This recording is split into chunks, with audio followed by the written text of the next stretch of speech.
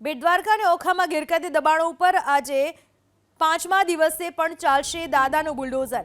શનિવારથી શરૂ કરાયેલા ઓપરેશન ડિમોલિશન પાર્ટ 2માં પ્રાંત અધિકારી તેમજ પોલીસ અધિક્ષકની સંયુક્ત કાર્યવાહીનો આજે ચોથો દિવસ.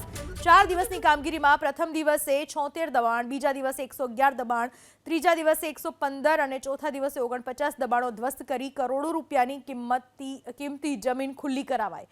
ત્યારે હવે આજે પણ વહેલી સવારથી ચુસ્ત પોલીસ બંદોબસ્ત સાથે દબાણો પર બુલડોઝરની કાર્યવાહી ચાલી રહી છે. ન માત્ર બેટ દ્વારકા પરંતુ ઓખામાં પણ દબાણો ઉપર બુલડોઝરની કાર્યવાહી ચાલી રહી છે.